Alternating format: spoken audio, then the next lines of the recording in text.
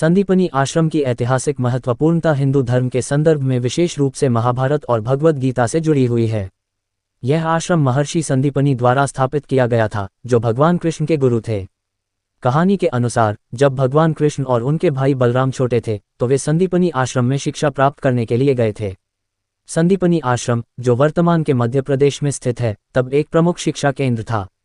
यहाँ भगवान कृष्ण ने वेद, उपनिषद और अन्य शास्त्रों की शिक्षा प्राप्त की। संदीपनी आश्रम की महिमा के कारण इसे एक महत्वपूर्ण तीर्थ स्थल माना जाता है। यहाँ पर भगवान कृष्ण और बलराम के बचपन के शिक्षा के दिनों को लेकर कई धार्मिक ग्रंथों में वर्णन मिलता है। ये स्थल न केवल धार्मिक बल्कि सांस्कृतिक दृष्टिकोण से भी महत्वपूर्ण है। संदीपनी आश्रम की कथा भगवान श्री कृष्ण के जीवन का एक महत्वपूर्ण और प्रेरणादायक भाग है। ये कहानी उनकी दिव्यता, ज्ञान और भक्ति के प्रति समर्पण की गहराई को दर्शाती है। इस कथा के माध्यम से न केवल भगवान श्री कृष्ण की अद्वितीयता प्रकट होती है, बल्कि उनके जीवन के मूल्य और शिक्षा भी स्पष्ट होती है। यहाँ प्रस्तुत है संदीपनी आश्रम की कथा विस्तारपूर्वक। संदीपनी आश्रम की कथा। संदीपनी आश्रम और उसका महत्व। संदीपनी आश्रम भारतीय पौराणिक कथाओं में एक महत्वपूर्ण शिक्षा केंद्र के रूप में वर्णित है। यह आश्रम ऋषि संदीपनी द्वारा स्थापित किया गया था, जो एक महान शिक्षक और विद्वान थे। यह आश्रम दानवीर, तपस्वी और शिक्षा में निपुण था। यह आश्रम विशेष रूप से उन लोगों के लिए प्रसिद्ध था जो उच्च कोटि की शिक्षा प्राप्त करना चाहते थे। यहाँ पर शिष्य केवल शास्त्र और वेदों का अध्ययन नहीं करते थे, बल्कि जीवन की सच्चाइयों और नैतिकताओं को भी समझते थे। भगवान कृष्ण और बलराम का संदीपनी आश्रम आना। भगवान श्री कृष्ण और उनके बड़े भाई बलराम का बचपन में संदीपनी आश्रम आना भारतीय पौराणिक कथाओं की एक महत्वपूर्ण घटना है। जब भगवान श्री कृष्ण और बलराम युवा अवस्था में थे तो उन्होंने शिक्षा प्राप्त करने का निश्चय किया। इस उद्देश्य के लिए वे संदीपनी आश्रम पहुंचे। उनका आगमन आश्रम में एक महत्वपूर्ण घटना थी, क्योंकि यह उनकी शिक्षा और ज्ञान की यात्रा की शुरुआत थी।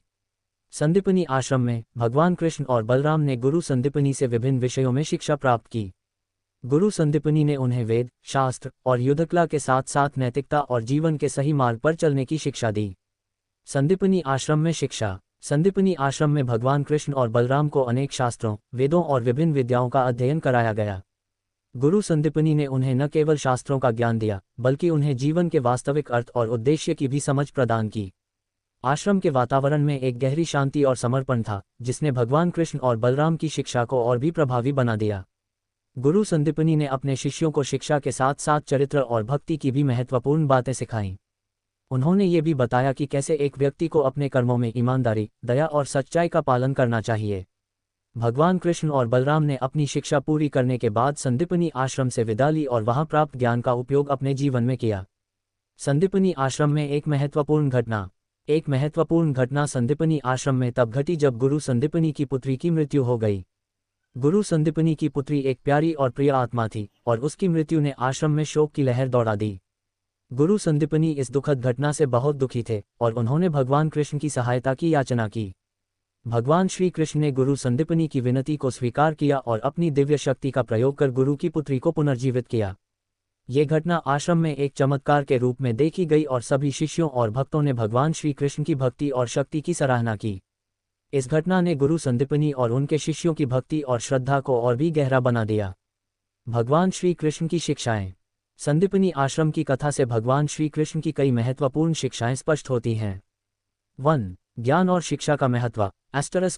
भगवान कृष्ण ने शिक्षा और ज्ञान को अत्यधिक महत्व दिया और यह समझाया कि सही शिक्षा व्यक्ति को जीवन की सच्चाइयों से परिचित कराती है।